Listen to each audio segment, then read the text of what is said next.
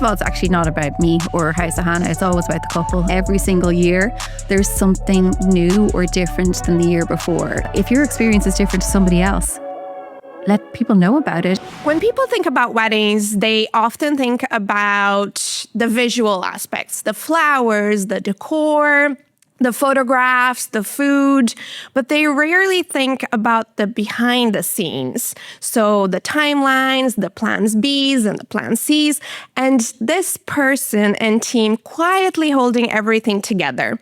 For today's episode, I'm so pleased to welcome Lindsay Moynagh, founder of House of Hannah, wedding planner extraordinaire. Thank you for joining me. Thanks so much for having me, Jess. It's so nice to sit down. On a wedding day, we move so fast that it's kind of hard to get a proper catch up in. So this is lovely. 100%. Now, I've just taken your photographs. How did that feel being behind the camera? I have a real understanding now for when my brides and grooms struggle a little bit with it. It's so... I felt awkward.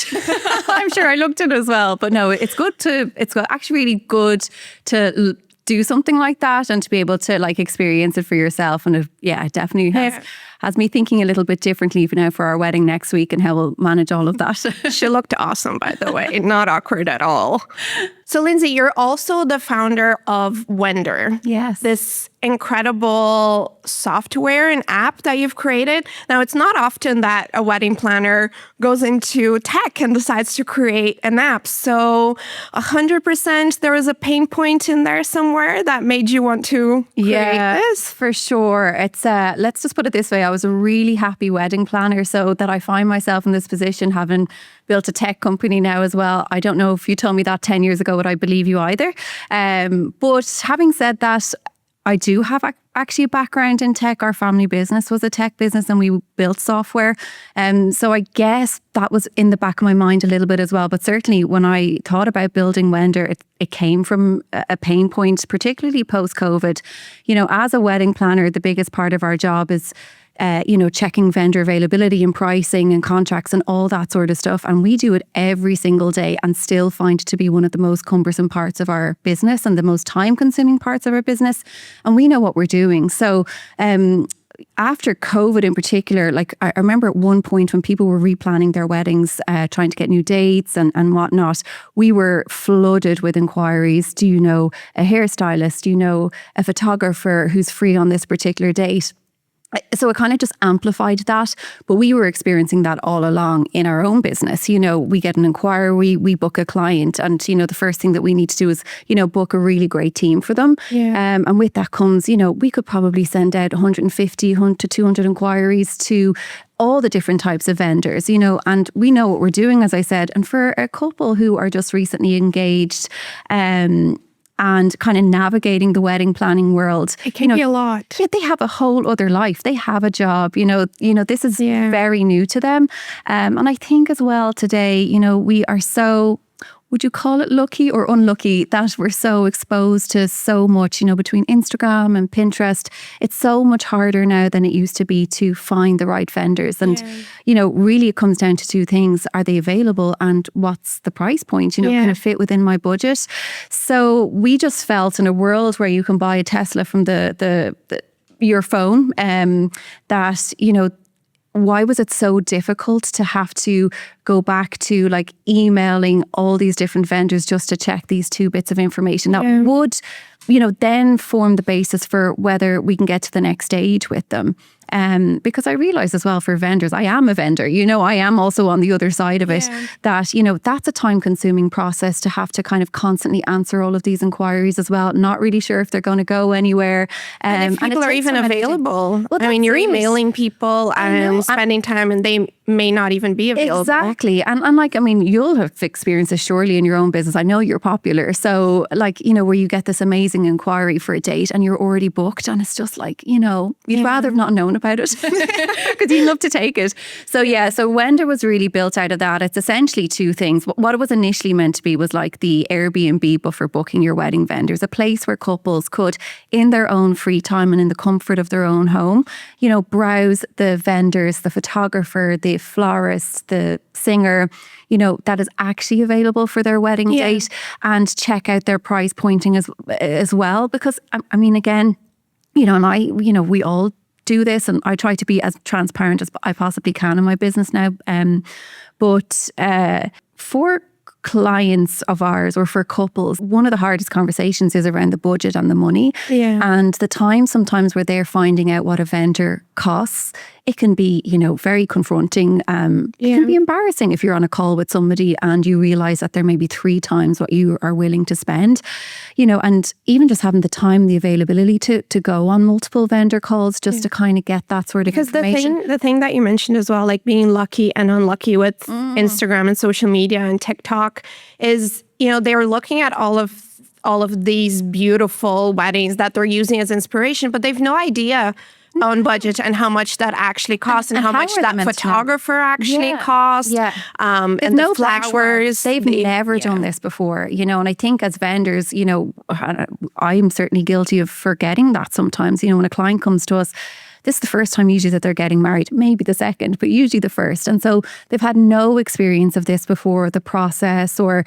how much these things cost. You'll see all the time, these magazines and different outlets kind of releasing what the average price of a wedding is. But unfortunately, there's no context with that. Usually what they're seeing on Pinterest or on Instagram is like not what the average price of a wedding is. So it can be, there's a real shock factor there. Whereas like I think nowadays we're also digitally fluent, and certainly the generation coming up behind us that are getting married now, they were born into technology, they were born with a phone in their hand nearly. So it's very different to like when I started 15, 16 years ago, that kind of whole sales process as well. So it's about meeting the client now, where they're at, where they're comfortable. And usually it's, with tech and with a phone in your hand. And I say that knowing like as a creative person, I hate that it's that way. I actually don't. I prefer the face-to-face, that conversation, especially, like if, this world of beauty and joy, you want that personable experience, but, it's kind of not the reality for a lot of things couples. Move fast and it's getting faster. And if you don't keep up with it,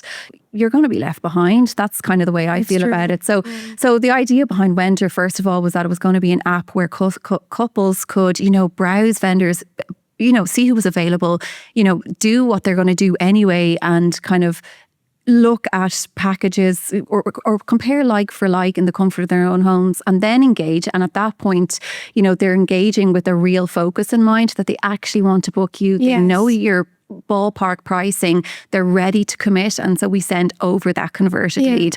But what ultimately happened then, and why it's taken so long, is that I realized that I needed to build some sort of a management system for vendors to be able to, properly, I guess put better tools into their hands to be able to, convert these bookings, kind of get their contracts out swiftly, invoicing, payments, all that sort of stuff. We don't, like there's a couple of really great programs for photographers only, but for other suppliers. I know I've heard recently from a florist that she struggles with something like that. And I was telling her about the software that I use, and then I realized it really is focused on photographers.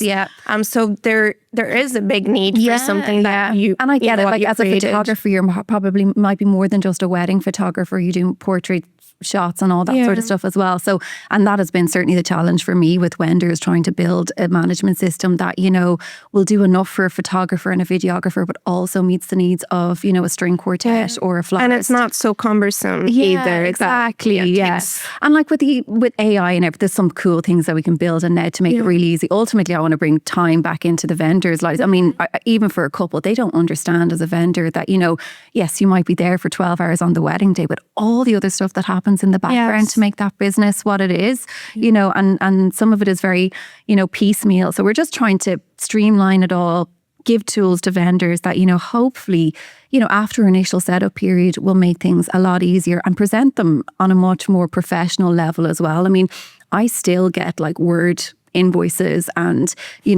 that sort of thing. And certainly like my client these days, they're constantly looking for the most convenient way to pay, and going into a bank to do that is not usually what they're looking to do. So it's been a huge effort. It's taken way more time than I ever imagined it would, but I think we're nearly there. And here's the thing, it might fail and that's fine too, but I just had to give it a go and see where it goes. It sounds so interesting, and I do want to understand how, beneficial it is for somebody like me. But before we get into all of that, There is a little bit of a curveball I'm going to throw your way. Go.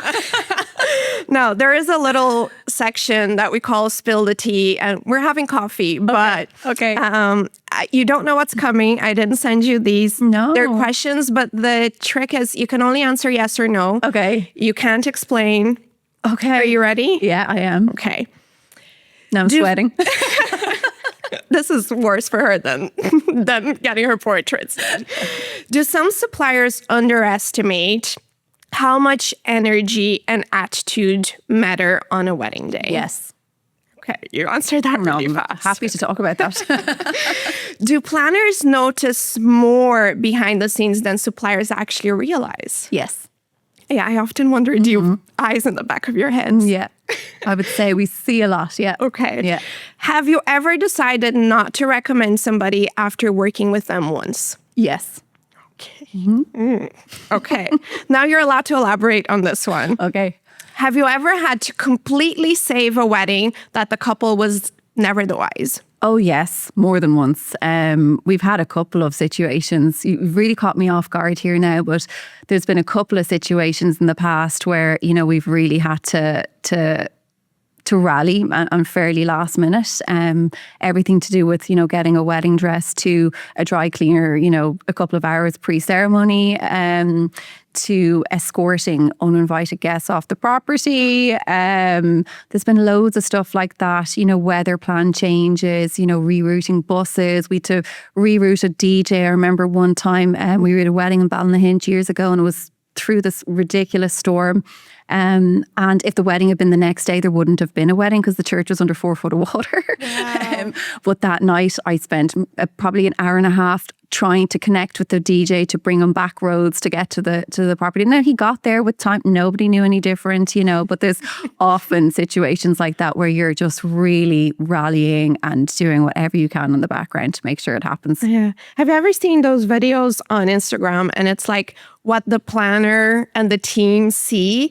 And it's, thunderstorm and everything is underwater and what the clients see, and they come in and they're just like nothing ever happened. Yeah. I often feel like that because being the photographer as well and the videographer, we're there really early and we may see, okay, something, has gone wrong here. And then when everything's supposed to happen, it's all okay. It's all okay. Yeah. It all works out. That's the worst before it gets better, and it's on every wedding, So like, if we would try to ban everybody from, say, the ballrooms or the the ceremony spaces, more because it maybe induces a little bit of fear that it's not going to be done. We know it will be done, Yes. but there is certainly that period pre-wedding where it's that last hour. Yeah, the last hour. And then it all just comes together so beautifully in the end. But that's kind of the magic of it, actually. That's the bit of the thrill that you kind of, It's funny. enjoy, I do too. I always say to Dan that I think my chefing background really shines when things go wrong. I'm a bit like that. Yeah, if nothing goes wrong, you kind of feel like you've been a little bit hard done by. And the weird thing is, and I hate saying that because I hope it doesn't attract, sometimes my best work is created under so much stress and pressure. Honestly, I look back on some of our weddings where, really things were maybe tight for a finish, numbers increased or something like that. So maybe the grand plans we had at the beginning, just couldn't happen. And I look back at them, and actually you're the photographer on one of my favourite weddings where that was the case, and it just, the way the room was captured, it is one of my favourite weddings. It just was beautiful, but that has a lot to do with your work, but on the day it did look gorgeous as well. But amazing how you get a little bit more creative when your resources actually are kind of maybe reduced a little bit. So it's good to face those challenges every now and again. I think it tests your mettle a little bit. Not at every wedding, please. No, not at every wedding. Yes, certainly not at every wedding. But certainly actually at this point, like even we had a wedding last week, and I'm doing this a long time. I've done a lot of weddings, and every single wedding, it doesn't matter how much we've planned, how well the production's going, there will always be something that catches us, and that we are like, oh, okay, that hasn't happened before. The next time. This is a new one. Yeah, for sure. That is so interesting to hear because, like you said, you're not new to this. No, but it's changing every year. You've seen a lot. like you've said. But everything. It's funny how even for you, sometimes things are like, oh, okay, this is a first. Okay, there we go. Okay, how do we ensure this never happens? Let's bank that one again. Let's add that to the list for the next time. But yeah, it changes every year. That's the only other thing I'd say about this business. Maybe you find it as well, but I find every single year there's something new or different than the year before. You know, a lot of our business this year was booked in the last 8 months, which is like such a short timeline compared to other years previous. So yeah. Yeah, 100%. We're seeing that as well. And brides this year and next year and grooms, I see there's a shift in how they communicate, in expectations, in how quickly they're used to things being done. But also how much more involved they want to be in the process, especially for photography. A lot of our couples, they understand photography now, and they're coming back to me with all these terms, and I'm like, wait, where did you learn this? How did you know this? Get off ChatGPT. Yeah, I know. Chat can be both great and awful at the same time, because I think no more than Pinterest and Instagram, it's setting some unrealistic expectations. I mean, and we can see it a mile away with some of the questions that come into us, you know, when we're in the kind of sales process. We do the same. I know this didn't come from your brain, you know, you're just kind of, you know, so we can, I mean, it's the benefit of being able to talk through it with people, but yeah, it's definitely. Yeah, it is good. And Dan will give me a dirty eye there because chat is his best friend. I also love chat for very practical things. I say ChatGPT, and it's like, hi, chat. Yeah, like you're on like first name basis. Oh, I know. Honestly, sometimes late at night, you know, it's solving all my personal problems as well. So I don't know. I do love it how if it's things that like you don't have to use your brain a lot to do, and it just gives you that extra bit of time to focus on other things that require your creativity, your knowledge. Exactly. If to read something that's 10 pages and you could ask ChatGPT to summarize it. It makes sense. It saved you hours that now you can focus on something else. Yeah, for sure. I find it neatens my thoughts as well. You know, I think, you know, being like in this creative side of things, you know, well, my brain anyway tends to be... It's a big ball of wires. Well, yeah. I mean, like obviously we're planners, so we are organized, but at the same time, it's, you know, you're visually stimulated all of the time. Yeah. So, you know, if I can dump all my ideas down, you know, very quickly, it'll kind of gather them and present them better back to me. So I find it useful for that. But yeah, it's just, you can just see it a mile away now though, can't you? When the inquiries come in, you're like, oh, there's a lot extra. Yeah, and I actually heard from a planner recently, and she does a lot of work with fabric. Yeah. And she got like the vision. Yeah. And she's like, well, actually, that fabric does not move like that. I know it looks that way, but it will not move like water. No, I know. And like, when you see those inspo pics coming in now, it's just like, guys, again, this whole expectation versus reality and the talk around budget and stuff like that. It's like, this is beautiful. And if you had 60 times what you were willing to invest here, maybe we could get close to it. But it's just so unrealistic. And the good thing is to have somebody like you as well, who obviously is invested in making sure that they have the best day of their lives, but you're also realistic with them. And be like, there's no point in us dilly-dally here. Yeah. We have to cut this back or this isn't going to happen. Exactly. And I found we've had to be a bit more like straight to the point and candid this year than we have any other years, you know, straight away say, you know, whereas before, not that you'd entertain it, but you'd listen and see, okay, is there another version of this that we could do? Whereas now sometimes what we're getting in versus what really is possible, you know, you just have to say straight up, guys, this is, you know, beautiful, but you could do something else like this that would fit a bit better with what you're happy to invest here, but also that time of year, space, well. you know, consider all these other things, you know, that are really, really important. So yeah, it's an interesting one. It'll be interesting to watch how it unfolds over the next couple of years. Yes, I know. I'm both excited and scared because I keep telling Dan, I used to be younger than my brides. Yes, I know. No, my brides are younger than me. I know. And I'm just like trying to catch up. I know. And that is like with Wender. With both what they're saying and what they mean. Yeah. It is it's one of those things where, you know, was really one of the drivers behind Wender. I'm like, God, we're going to have to, if I don't do it, somebody else is going to do it. And I really care about both the vendor and the couple. I'm a planner. I sit in the middle of these two groups of people. I want it to work for the vendor and I want it to work, for the couple, but trying to, find that happy balance and happy medium, because, as a bride, you're only seeing it from your perspective. And usually, as a vendor, you're only seeing it from yours as well. So whereas I kind of am able to see the challenges, I guess, on both sides. 100%. And really, that's what Wender's about. It's so not perfect yet. And like, there's a huge roadmap of what we'd love to achieve, but we have to start somewhere. Well, you're very passionate about it, and I want to hear. Some days I cry about it as well. It comes with passion, doesn't it? Despair. Yeah, some days I just wonder what I'm doing. Yeah. Now, I know at the start with our spill the tea question, you mentioned that you've worked with people and you've decided, okay, I'm not working with this person again. But I wanted to bring it to the people that you enjoy working with, and how do these people show up that, as soon as they come in, it makes you relax and be like, okay, whatever happens, I know this team will. It's going to go great. We're going to go great. First of all, it's actually not about me or House of Hannah. It's always about the couple. And, having certain vendors on board, I know that they're going to get the best experience because, they're very attentive to them. They really care about what's happening. Being the ones to put those vendors forward, that obviously matters a lot. And yes, it gives us great comfort because I know if you guys are going to be there, everybody's going to be really, relaxed and happy and in great form. You kind of bring out that in couples.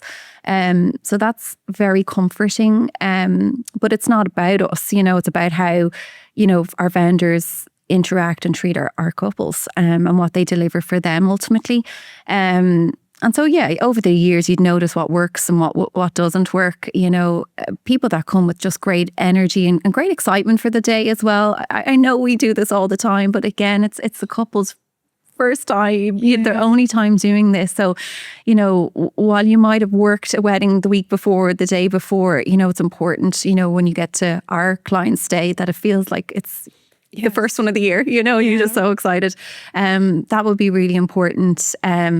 And even just things can change, we'll be as organised as we possibly can be on the day, but, dynamics can change, weather can play a role, having a team that's kind of is experienced in terms of being able to shift and move with it and not let it disrupt things overall, but kind of knows what it takes to look, if sometimes we've photographs planned for straight after the church, for example, and then it pours out of nowhere and we just have to be able to shimmy really quickly, rejig the schedule, as long as like the photographer, videographer, even florists, for example, are able to work with that and work with us to make it happen.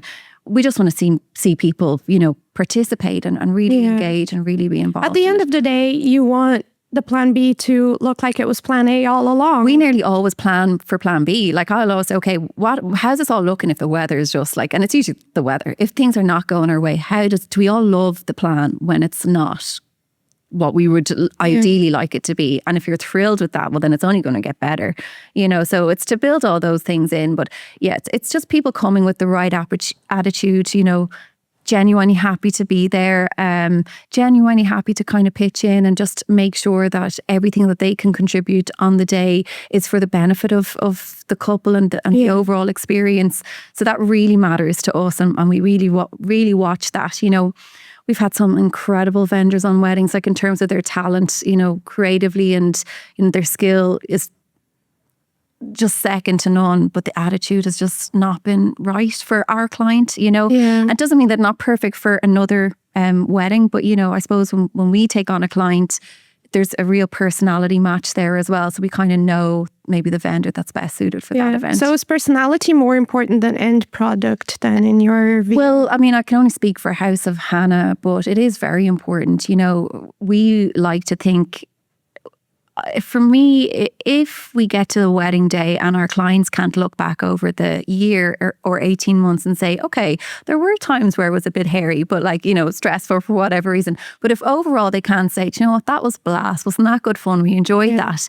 To me, that's we failed somewhere along the way. Yeah. So, but I think we attract that kind of couple, that are, want something really, really beautiful, but are very, fun and joyful, very playful people, I would say. And so the vendors that we have, matching with those couples, have to meet that same energy. I would say we probably don't attract a different type of client that are, very rigid or, like things meticulous. Not that we do aim for everything to be meticulous, but we love a little bit of room to be able to not so much go with the flow, but just see what beauty comes out of, giving things a little bit of space to flourish on their own.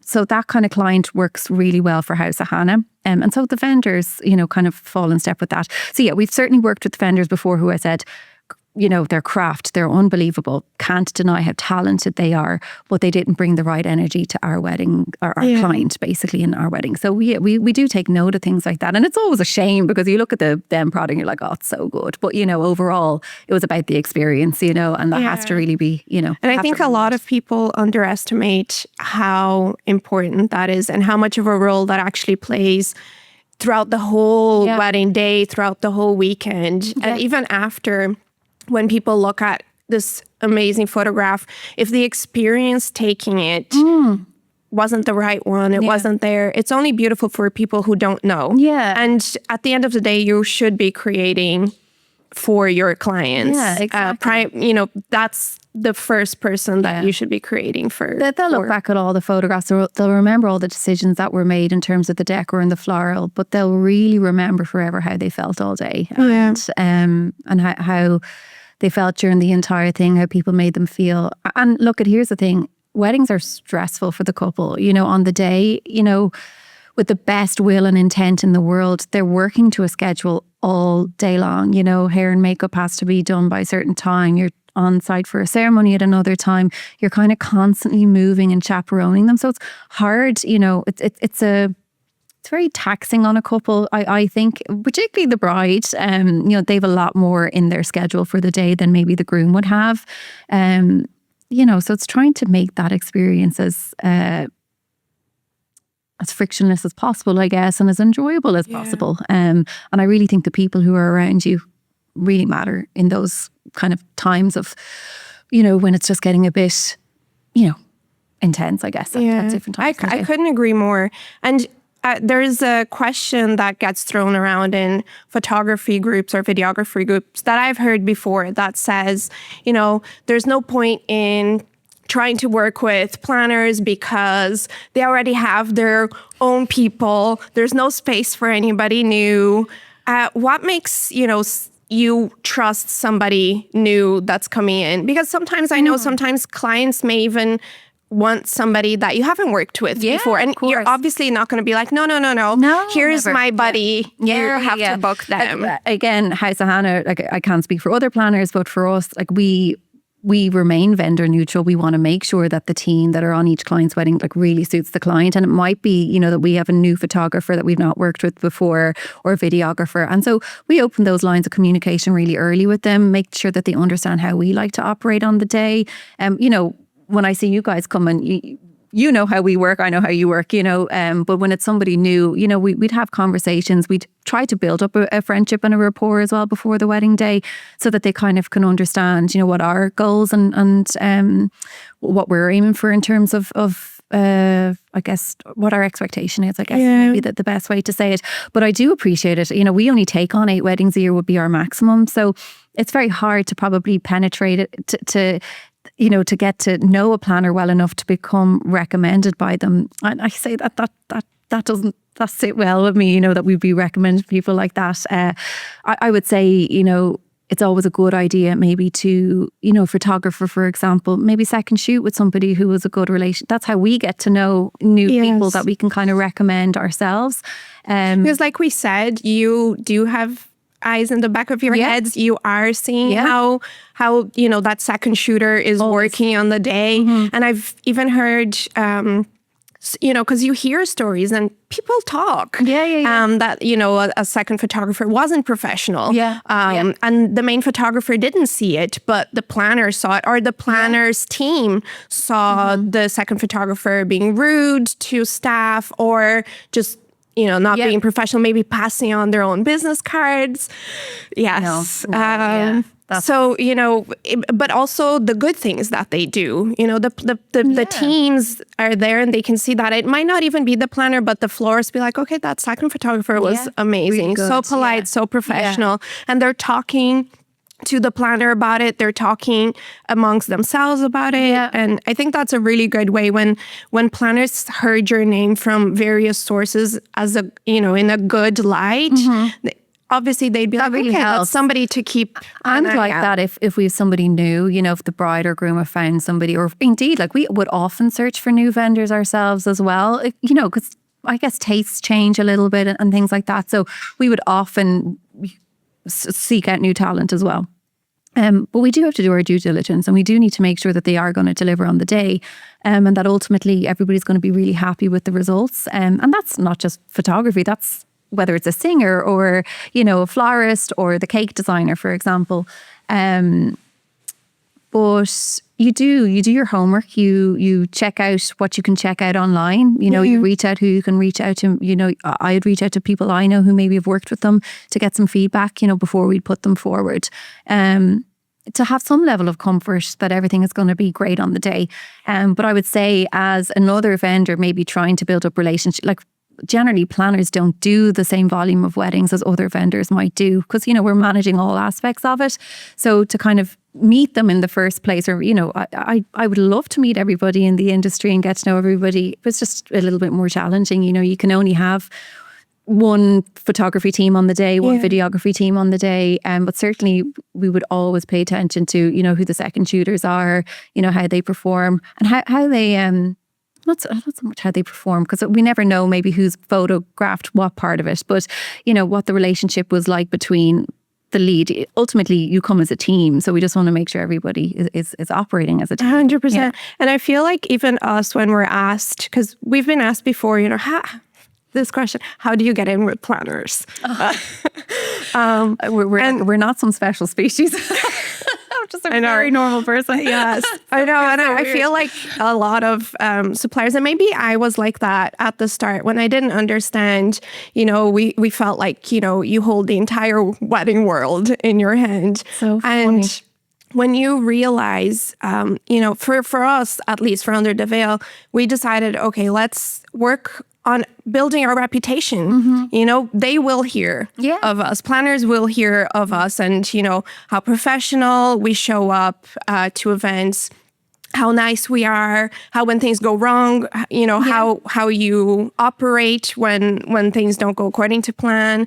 And then my thought process behind it was, do work as well as I possibly can. Get creative, do all of this incredible work, give 110% to my clients, and the planners that I will love to work with, they will come. Hear about it, yeah. And I think, no matter where you work, as a vendor, I think the venue can be very important as well. We would speak to venues all the time and have a little look at who's on their recommended list, because they're on there for a reason as well.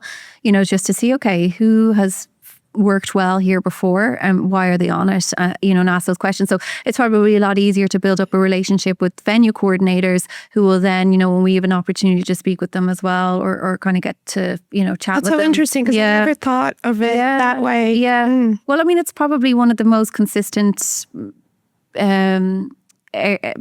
parts or vendor categories, if that's the way you put it, that you'd be able to, like, they're meeting lots of different couples all the time. So the more weddings that you get referred to from that point of view, you just, like as you said, building up your reputation, and people do tend to chat. I mean, it is social proof as well for people who are looking at, okay, this person is working in this venue and this other venue recommends them, and it's the same venue that recommended me to these clients. Exactly. And then, like, I mean, I think it's harder now than maybe when I started out, but certainly at the time, the idea of doing these style shoots and all that sort of stuff, it's so saturated now.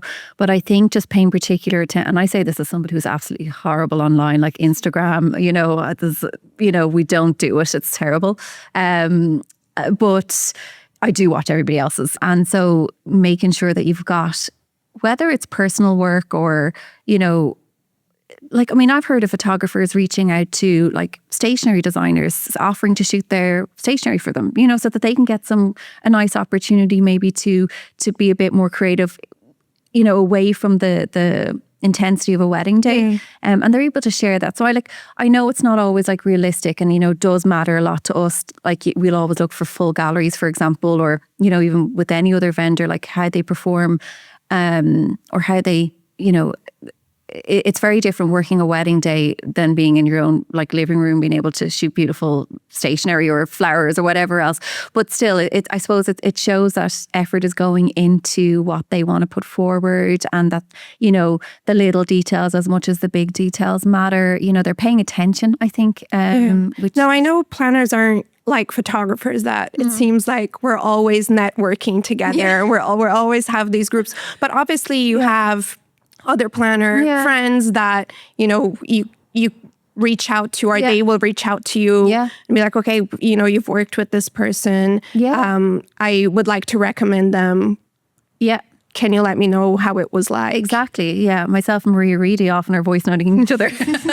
What do you think of this? And we do have a great network. And we do have conversations as well, and chats about things. Not that often, maybe not. I think the photographers you're amazing at it. I think you guys have an incredible network, and you're very supportive. I think there's just millions of us. Yeah, but it's great to see. I think it's really important. Yeah, there's fewer of us, and probably less opportunity to meet up. But we should probably make more of an effort. I don't know, but certainly, there's great friendships there, and we certainly, I've no problem recommending. If somebody would reach out to me and ask, of course, I think as an industry, it's important that everybody keeps raising the bar and raise it together. Yes, and I couldn't agree more. Now you touched about how your background was actually in tech. How did wedding planning enter your life? So that was a short stint. So I took a very scenic route to become a wedding planner. I actually studied physics, chemistry and maths in Trinity. And I was horrible at it. I just had I loved the subjects, but I had no talent for it. But I actually grew up as playing the Irish harp as well. So I would have won a few All-Irelands. I was pretty good on it. So sad now, because I was trying to play it last night and it just wasn't happening. But I grew up playing the harp. I come from a fairly musical family. And so when I was in college, I often got asked to play at weddings. And I was just so transfixed on them.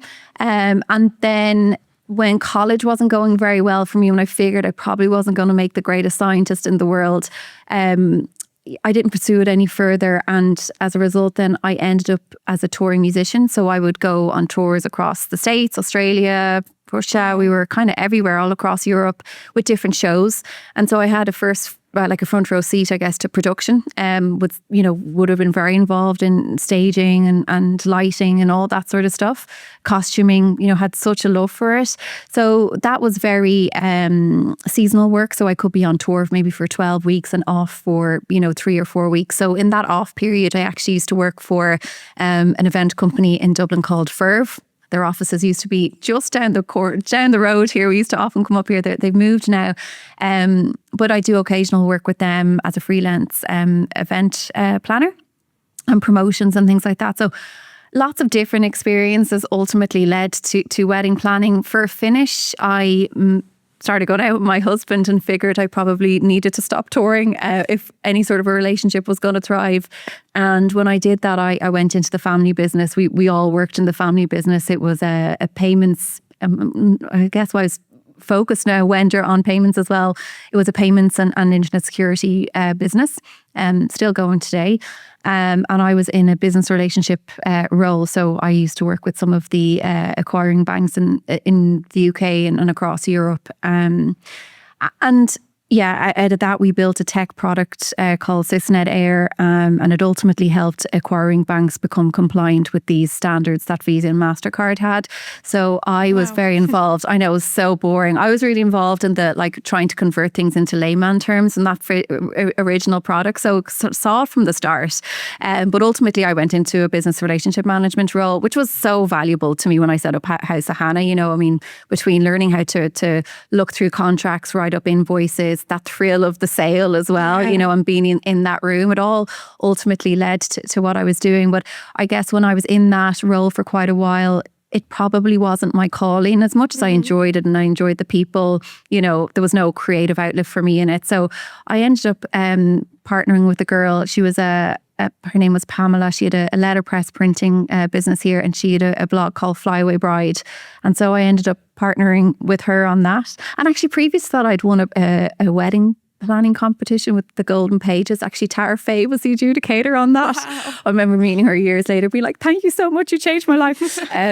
But she it's so funny how full circle things. I got down to the final 3. We had to put our proposals together, and I ultimately won, which was so exciting. So between that and kind of missing some creative outlet, I did a diploma with the Fitzwilliam Institute, and I'd had quite a bit of experience with kind of corporate events through Verve.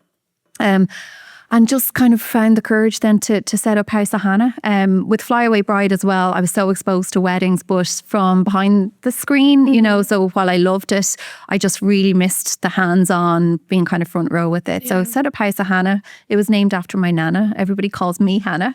Yes, once and for all, Lindsay. Yes, it's Lindsay. And actually, just a small note, it's so funny the amount, when you talk about vendors trying to get to know planners, I would say 9 times out of 10 when a vendor emails me, they'll call me Hannah, and I'm like, if you just look on the website, you'll see my name's Lindsay.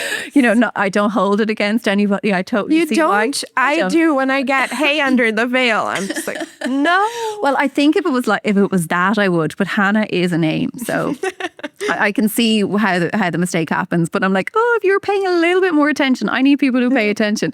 You'd see that my name is Lindsay. But set up House of Hannah, called it after my nana, and had our first wedding within. Who I know you said was insanely creative. Yeah, my daughters did a lot with embroidery. Yeah, she was. Like her handwriting was just gorgeous. Like when you talk about like calligraphy today and see some of the invitation suites, like every birthday or Christmas card that came from Nana was just like, her handwriting was stunning. And I used to do a little bit of calligraphy as well. And I remember one of our first weddings when we were doing everything. We were doing calligraphy, we were doing flowers, we were doing all the rentals.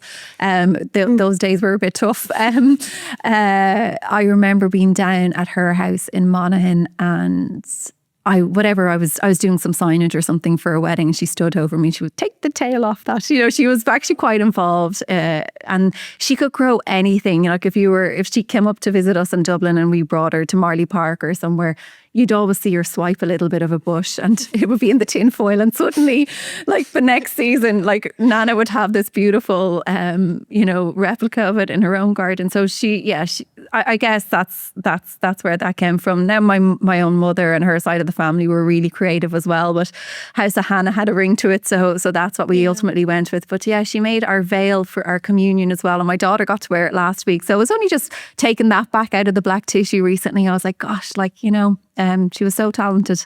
Very handsy, very creative, and so ultimately it was called after her. But such a scenic route. I bet you didn't think that answer was going to take 10 minutes. No, but I love that. I love hearing people's story, because a lot of times we come into the profession that we're in now, and some people, like my next guest, yes, went to college, did post-grad, all in photography, whereas I did 20 things before I found photography. And I find it so interesting how you come into this role now with, I don't want to say baggage, but like professional expertise that somebody else who didn't do all of the things that you did might not have, or may struggle with things that you don't because of all these other roles that you did. Yeah.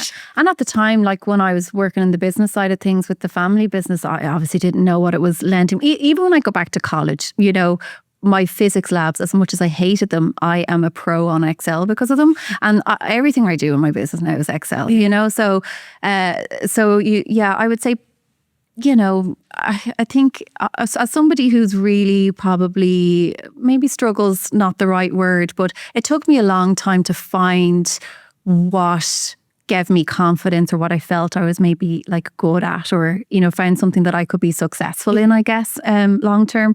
But I can look back now and say all of the different things that I've done have led me to here. And maybe here is not even House of Hannah. Maybe it is Wender ultimately. I don't know, but I think just being able to kind of go with the flow, take from everything, every experience you have what you can, and bring it to the table. Don't be afraid to bring, if your experience is different to somebody else, let people know about it. You offer a different perspective sometimes, and it's so valuable. 100%. I often say, like, instead of competing on your end product, there's only one of you. And I know we've all heard this so many times, but it truly is a lot of times the decisive, it is your personality. It is what difference you bring to somebody else to the table. Yeah. So nobody should shy away from and there is a personality for everybody as well. Like, it is the number one thing for us, like when we're booking a client. I say it jokingly, like, that we're interviewing them as much as they're interviewing us, but it does actually really matter. I've had a couple of instances throughout the years where the relationship hasn't been great, and and you learn from that. But it's horrible at the time, and you just really feel it, and it makes you question everything. And I guess the only lessons learned from it is that, I need to spend a bit more time. As much as you might want the opportunity, not every opportunity is for you. Like, we recently turned down one, and I have had nights where I'm like, why? Like, it was that the right decision, but I just knew not to ignore that feeling in my gut. They were a lovely person, they'd such great intentions, but just there wasn't the same dynamic there as I have with, the other clients that I have on our. And I feel like that comes with experience. Yes, right? Of course it does. Being not only having the guts, because it does take guts to say no to an opportunity that looks absolutely incredible. They're lovely. Yeah, the wedding is lovely, but if the relationship, if the vibe, it just isn't there. If there's something that's kind of throwing you off, even a little, don't ignore it. And it's just that this one isn't for you. They'll be perfect for another planner, and like, there's no point in trying to force it. Yes. But that, especially in what we're doing, our relationship period is, anything from, 6 months to 18 months. We don't take weddings more than 2 years out anyway, but, 18 months will kind of be it. It's a long time. It's a lot of calls. Like, my phone rings, like, we've no boundaries. It's probably one thing where we fail in our business is, my phone rings 24/7, and that's the way we have it set up. We're happy there. And I don't feel, when a bride texts me, I love seeing their name come up on my screen, because we're also friends, and we're also enjoying all of this. So, so that's important, but it does take, it takes obviously the mistakes to learn from them, and to realize, but it can be really hard, it can be really hard to say, okay, especially that last one, I feel like we probably could have, if we decided to charge 5 times more than what our fee is, they probably would have gone for it. But I probably would have been crying every second day. And it's just, at the end, it's not worth it. No, it isn't. Because, you feel that way. You're like, okay, I guess bittersweet. But when you do decide to go against your gut, you pay such a high price. I know. I know now, and I have the confidence now to know when it's not right for me, and I don't feel I feel okay about walking away from it for the most part. You will always have, I think, that niggle. I think that's human nature, but it's definitely easier now to kind of know, okay, they were really nice, they've great ideas, but something's not clicking. Just not here. a House of Hannah client. It's not a House of Hannah client. And I'm not good for them, and they're not going to be good. And I think ultimately it comes from a care as well, that you're just like, it's not just for you, but it's for them as well, because if the relationship isn't there, it isn't there on both sides. I guess it's their one and only wedding. I want them to have an amazing time. It's just, I'm not probably going to be able to give them that experience because, their personality and my personality, is probably just not like. No, I'm sure, like we said, this comes with experience, and your business has evolved over the years.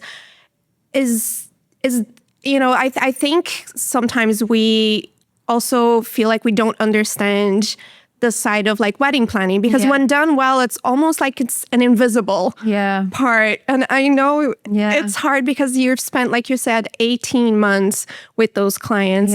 But is the amount of work, or did it come from experience that you decided that you would scale down, take on less weddings, work maybe the multiple day weddings? What made you shift, or was that always the case? Well, I mean, it's so... I said earlier, I think it kind of changes every year. The amount of hours that we would put into every single wedding, and it might just be like texting back and forth for 3 hours, but suddenly that's, time away from doing like something else, So I would never, if we were to count up the hours that we would spend on a wedding, we're probably working for less than minimum wage. And I know our fee would seem quite high maybe at the start, but we pour so much time and energy. We've amazing systems in place now. Like we use, our own programs. We have certain things down to a fine art. But with weddings, you're dealing with for the couple, like every decision that they make is emotionally charged, and it's personal money. It's not like a corporate event, where you have a budget and they're like, great, that's on track, that's fine. With weddings, every decision that the couple makes, they think about it a lot, Especially and today's couple. Exactly. And you said it earlier as well. Everything is so on demand now. If I don't reply to somebody in 6 hours, I can feel them getting anxious, and anxious, and that's not worth it for me. So it's moving a lot faster now. Like we wouldn't physically be able to do any more than what we're doing now without kind of maybe growing the team. And I have to. Somebody asked me. Somebody made a comment recently about that we're so successful or what, we've made such a success of the business. And yes, that is all like very true. And certainly when I look at what we're doing this year, it's what I was dreaming about 5, 6, 7 years ago. What we're doing day to day now is that, we're so lucky, but we've worked so hard to get here and to be in this position that we're in now. But also, it changes, your priorities, both my business and my personal life coexist. It changes every year in terms of, what we can service and deliver, depending on, both family life and how things are going. And our success always, that idea of success for me just changes every year, because, okay, if you're talking about maybe reputation or what the business is doing, that's one thing. But for me, success is just being able to, right now in this moment, like today, success is being able to deliver, our weddings this season, keep my 3 kids happy, and it's not maybe these massive, big, multi-million events. I think someday we would love that too, but right now that's not success for me now. The couple and their expectations are greater than before, and to be able to service and meet those needs is taking a lot more effort. And so we have to reduce the volume of what we're doing to be able to give, 150% to every wedding that we do say yes to. And that could change next year, Jess. Like that could look very different again in another 3 to 4 years. So there's a bit of playing it by ear and seeing how we go, and keeping the team at a size that we can, I guess, pivot and adapt and change, and go with the flow a little bit, I guess, as well. There's a bit of that too. And what is something, Lindsay, that you would say, okay, maybe clients don't understand about your role, or other suppliers don't understand about your role, that you'd be like, I would love it if you knew this? I guess everybody's in their own like lane, I guess, in that, for a couple, it's all about their wedding, and for a vendor, it's all about, their role within that wedding. For us, while we'll have 8 clients, I think it's maybe why sometimes it's, when I talk about the timing and how much we can take on, we're so invested in each wedding. I think a lot of the time you want your client to feel like they're your only wedding, but that takes a lot of effort, and it takes a lot of personal commitment and, business commitment, to be able to respond that quickly and to kind of always be on top. So, I think, and I get it, as a client, you're spending and investing so much money in this massive event, but things just take a little bit of time, especially like when you're in wedding season, and we're in this world where everything is so on demand and instant. It can take a little bit longer to get answers back, or to it might even be from you. It's you're waiting on people to get back to you nearly. So that I feel like that's actually getting a little bit harder to manage. I've noticed that in the last maybe 6 months to a year that is changing, or we're having to like really adapt to it, I guess.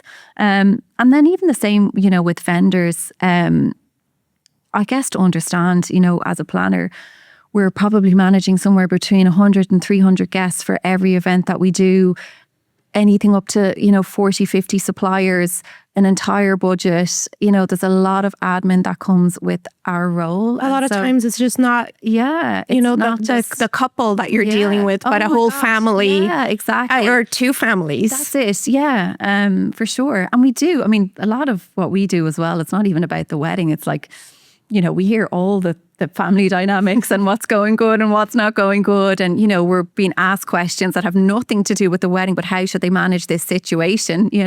How have we seen other people handle it? So there's a lot of that goes into our role as well.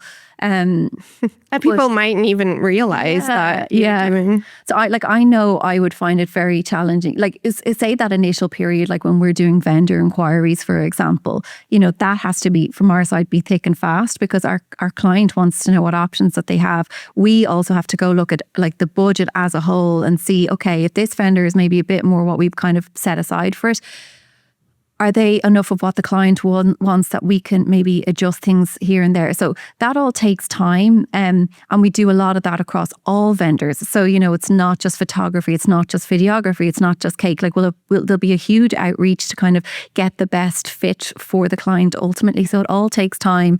And I know, I hate this about like myself, it can be hard to get back to vendors sometimes to say, unfortunately, they've gone with somebody else.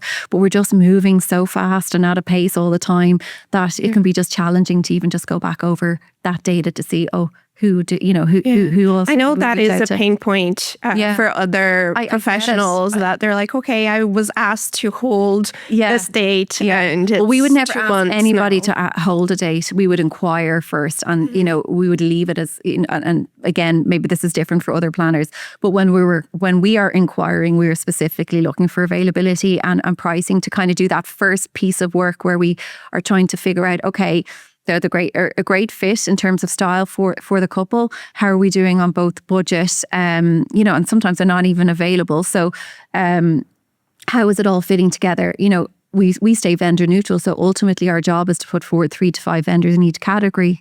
Most of the time our couple does want to pick that person. And we'll have lots of calls back and forth. Obviously we have the relationships with the vendors as well. We can talk about, how lovely they are on the day and what they do well and why they might be a great fit and all of that.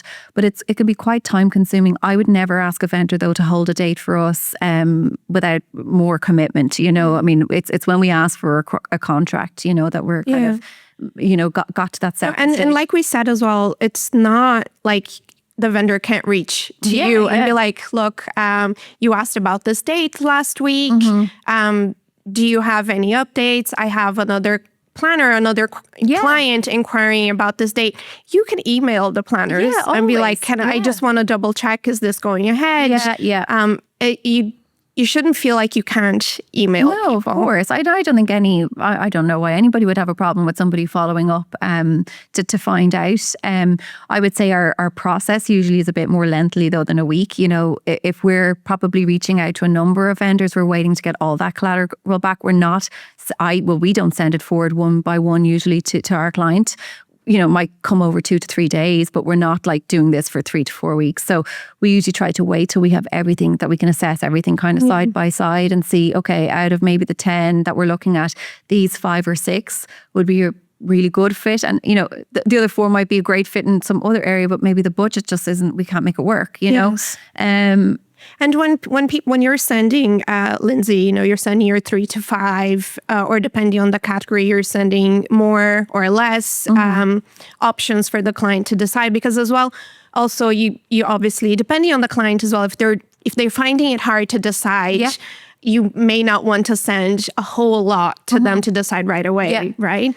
But what is your preference there in terms of when, for example, when you reach out to me, I've my own process of, putting together a proposal, understanding what this requires of me and of our team.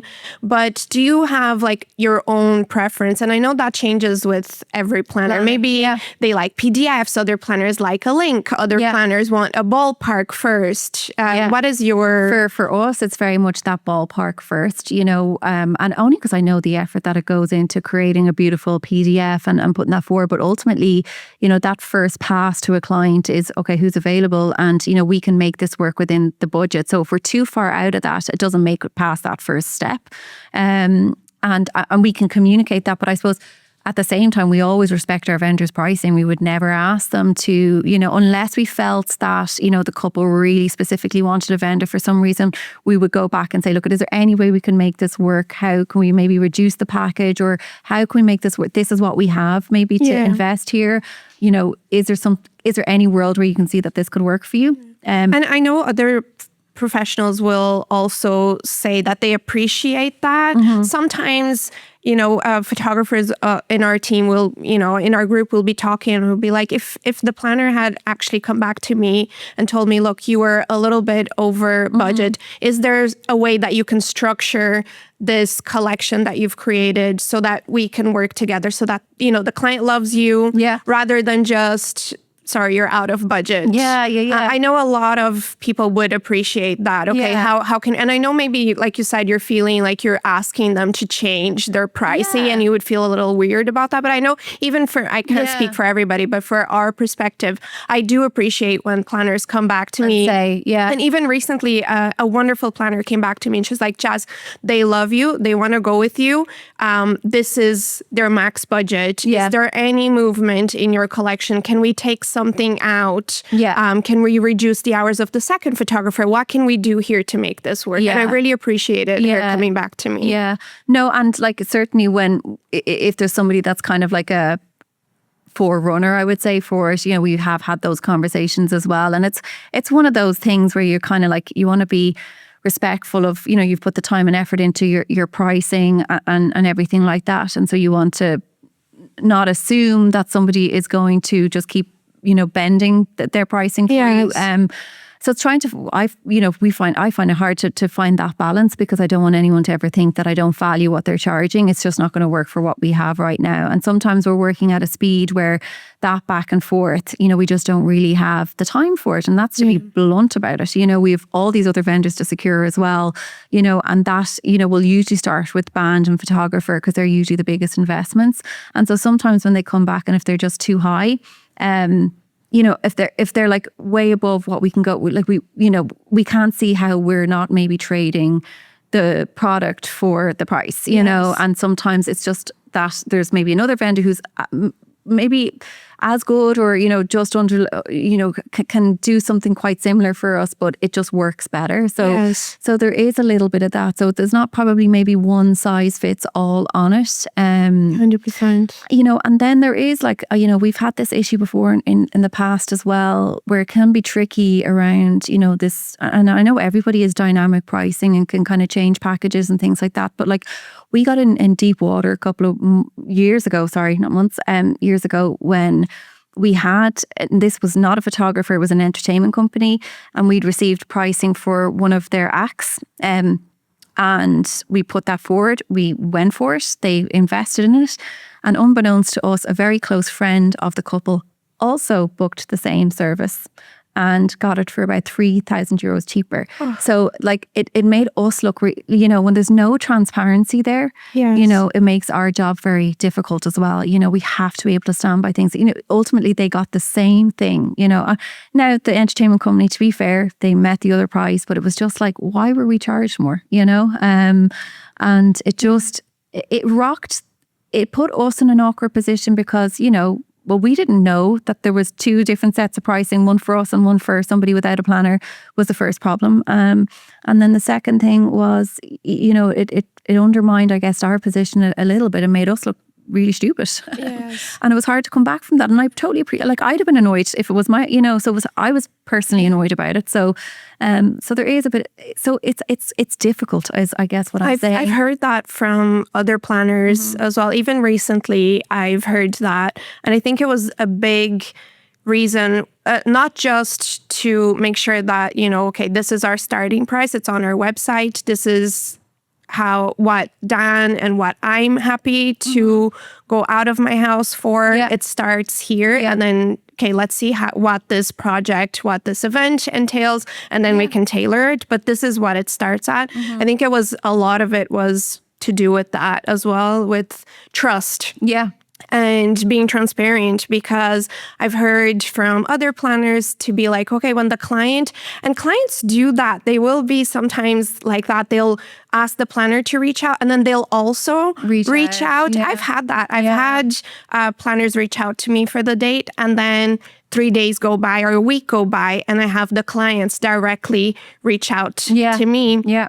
Same clients, because there is, an issue, I think now in our industry with a little bit of trust and transparency. Yeah. Transparency is a huge issue, suppliers upping their prices when there's a planner involved, or upping their prices depending on which planner is involved. Yeah. And like we said, it doesn't work, guys. But, but people do talk, and I will say for the camera, that is a red flag for me. I can't stand by it, and I can't with confidence.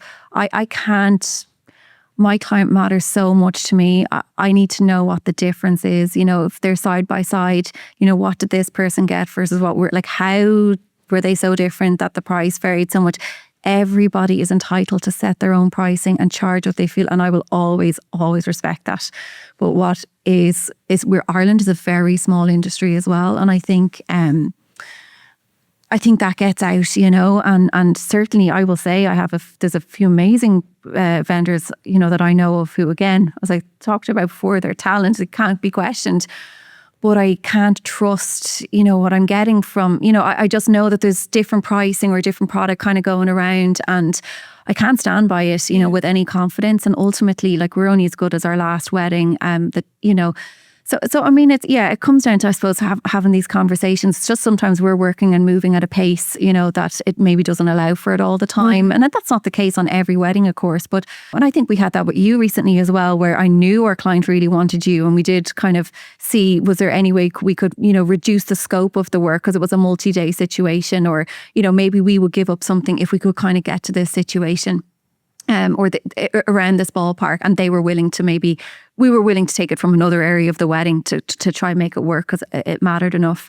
But it's just, I suppose, all the time when there's so many vendors to cover and there's this process to cover for every vendor, sometimes it's really important, sometimes it isn't. And for us, knowing that we have a great pool of talent out here in the country, and kind of having a sense of maybe what the pricing is, we know maybe who we're putting forward to start with. And ultimately it'll be the client that decides, even if there's slight variance in pricing.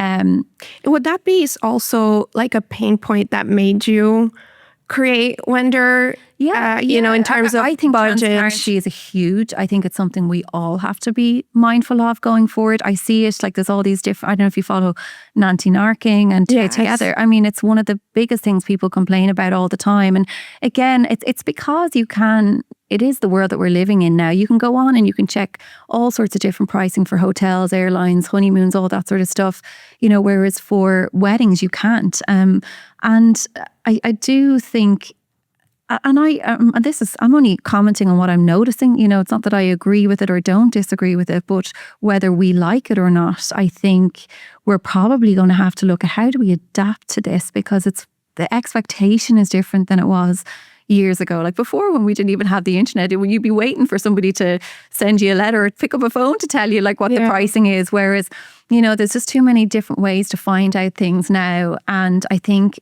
when there's no transparency, there's no trust. And I think and again, like for couples, this is their first time doing this. We're so used to it. It's our day to day, it's our everyday business.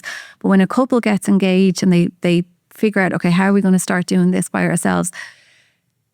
Like that first experience with them, at the moment, I don't think it's as joyful as it should be for weddings. Where do they start? They've Instagram, they've blogs, they've magazines, and no matter what way they turn, they can't find a solid answer on how much, like, you know, to somebody, they might think like €1,000 is so much money to spend on a photographer. And we know it's more than that, but like they haven't found that information really anywhere else. And to be hit with it on an initial call, or like in a moment where you think you're maybe ready to make a selection on somebody, it can be gut wrenching, you know. And then when you talk about this overall wedding planning experience, that's where stress, that's where anxiety really starts to creep in. And, you know, I don't know. We're living in a very fast moving world right now, and I don't have the answers for it. I just know what I'm seeing. I know what like seems to be stressing people out on, say, the couple side of it. And certainly, Wender probably is a bit of a response to that. Yeah. But I wanted to do Wender in a way that also respected vendors. You know, I am a vendor, you know. Yeah. And explain to me, Lindsay, how, like, for me as a photographer, for example, or a makeup artist, because I know it isn't photography not focused. It's for everybody. So how does Wender work? Two ways. Wender is ultimately built to function two ways for vendors. So you can use it as a CMS tool completely. So just a management tool to automate, say, some of your emails that would go out, your questionnaires, your invoices, your contracts, all that sort of stuff. So you can use it for that and that only. We also ask if you want to upload, say, any packages that you might have. Now, I know, like in your business, you probably go a lot more bespoke, but you know, for many vendors in the industry, they would have like a package price and they would have different add-ons. So you can also use that as a shop front. And then once you go through an approval process with us, so essentially, you know, we want to make sure that every vendor that we put forward to clients, you know, that they're insured, that, you know, they have a track record. You know, we're trying to make sure we're elevating everything here. You can go live on our app. And so the couple experience would be that they would download our app, they would put in their wedding date. So it really is it's not for venues, it's for wedding vendors after the date has been set. Yes. So you can input your wedding date and select the vendors that you're looking to book. So it might be a string quartet, it might be a band, it might be a florist, and only the vendors who are available on the date that you put in. Because you set up your calendar, right? Yeah, you sync your calendar with ours. Only the vendors that are available on the date will actually populate the feed. So you're not getting inquiries that you're not available for. And the couple are only seeing, you know, the vendors that are actually free to do it. With that, then they can see, you know, either your set pricing, if you've set it up that way. So if you have a set package for whatever amount of hours, for example, they can see that. Or if if everything is bespoke, you can have your starting from. But ultimately, you're kind of setting an expectation, setting a tone. If it's a package that you can book straight away, you can do all of that in the app. The couple can like look at you versus somebody else, decide they want you. Once they actually commit, you're getting a commitment, you're getting an actual converted lead. So they've already signed a contract and paid a deposit, and it's up to you then to decide, are you able to accept or decline it? Okay, so you can accept or decline. Yeah, so we give you 48 hours to accept or decline. So while technically, you know, you'll have a chance obviously to check out. We profile the couple as well. So it's not just a case of, you know, anybody can go on, because I did want to protect, you know, photographers checking out other photographers and that kind of thing. We do profile the couple. Again, because coming back to this, are you a right fit? It's a bit like matchmaking. Yeah, 100%. You know, so we ask them for their inspiration. We ask them to voice note in, you know, a little bit about themselves, you know, because when they get to you, we want you to be able to kind of have a sense of who they are as a couple. Yes. Not so much eliminate that 1 hour call. So it's ultimately you in an app. Yeah. Okay. Kind of. Yeah, a little bit. But everything is streamlined then. Your processes are usually all automated then. So you don't have to really think about the boring stuff like, you know, getting contracts and all that sort of. And then we've built in a payment system as well. One of the pain points that we would find a lot, you know, a lot of people don't accept credit card payments because the fees are so high. So we have built in a different banking system where for the couple it feels instantaneous, but the fees for the vendor are negligible. They're like 0.02%. So they have that instant payment feature. You get paid instantly as well. And so everything is kind of streamlined. So it's easier on the couple. It's also easy on you. You're accepting payment right away. There's no back and forth with bank details and them not being able because they need a SWIFT or something else. No, they can pay there and then. And you can set up your own payments, you know, whatever deposit amount you want, all that sort of stuff. So as I said, it's not perfect yet, but I want to launch it at this point in time because I feel like now I want the input from all the vendors. We've maybe built it to a standard that hopefully it can do enough for everybody, but how do we make it brilliant for hairstylists? How do we make it brilliant for photographers? What do we need to do now to tweak each vendor section? And it has capabilities like, say you're a photography team and you take on 3 weddings a day, you can set those parameters at the start. So you might be booked for 1 wedding already. You'll still show up on the app if you have 2 other associates that can service it. Yes. So we've tried to think of all of those things that we've seen in our business, but put it into a form where, for the couple, it brings a little bit of the joy back into it. We want to, it's kind of gamified. So like in how you're presented. So say there's 4 photographers available on the couple's day. Like we allow them to go through like a fun, it's like reels, they can swipe left, swipe right and see who they like. And so we can kind of calibrate then who maybe a good match would be for them. They can ultimately see everybody, but it just makes it a bit more fun as well. So anyway, so that's how it usually that's how it works. For vendors, even like myself, where it's not a one size fit all. Like we don't have set packages. You would set your pricing from, and then you can enter. We have a chat feature, so you can enter into a comms back and forth. Ultimately, get to a price that is agreeable, or a contract that's agreeable, and then you can manage it. The other interesting thing is that you said, even with the comms, people are on their phones. Yeah. They want to stay on their phones. They don't want to have to go and take their laptop and then do wedding planning for there, because our couples today, they're doing wedding planning while they're stuck in traffic somewhere. So on the go, because they're so busy already. 100%, this is a certain part of their life that they have to look after for 18 months, but it's not going to. Now, for all the millions of listeners that we have on this podcast, and they want to understand and more how vendor works, or even to see are they the right fit for the platform, where do they go, how do they reach? You're putting me on the spot now. We better launch it. So it's still, it's in beta, but we are ready to go. I have sent it over to a few guys to break it, and I need to just get my big girl pants on now and just let it out in the world. There's so much fear around it. But wendorapp.com will get you to the landing page, and from there you can sign up as a vendor. We're actually not going to launch the app for another couple of months. We want to make sure that when couples sign up that, there's a really lovely pool of vendors to pick from, and make sure that experience is good. So we are relying on vendors to hopefully sign up and get used to the platform, and us, to troubleshoot any small issues that we might still have. So vendor.com. Wendorapp.com. Wendorapp.com. Yeah. And you can sign up there, and we'd be delighted to have you on. Lindsay, this has been so amazing. Honestly, I don't know where the nerves came from at the start, but honestly, I'm nervous about what I said now. No, this has been such a wonderful conversation. I'm sure everybody agrees. There were so many insightful gold nuggets that you've given everybody, but even just understanding a little bit of how, you work and things that are important to you. Yeah. And our process is probably different to the next planner. I know some amazing planners on this podcast as well, and they'll probably go, "You do it what way?" So it is a little bit different. So which makes it really challenging for vendors. But yeah, I don't know. It's we're not a rare species. I don't think either. We're not. We're very. I love meeting new vendors. I love this industry in this country, and I just love to see that it's thriving. Yes.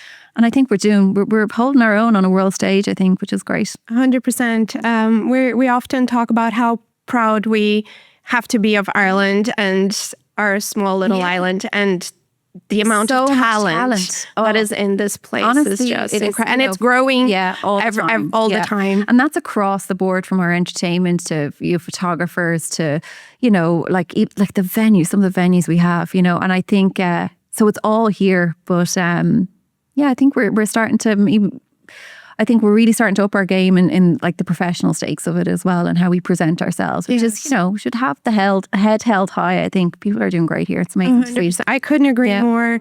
Thank you so much for your time. I really appreciate you being here. We feel so honored. Oh my gosh, I'm so happy to be here. It's so nice to sit down and chat, and it's not over a quick bite of dinner in between speeches. Thank you. And if somebody has been living under a rock and doesn't know House of Hannah, how can they find you? Yes, so houseofhannah.ie. So HOUSE of HANNAH.ie. So come say hi. Amazing. I'm horrible on Instagram though, just so you know. Just remember Lindsay. Lindsay, yeah.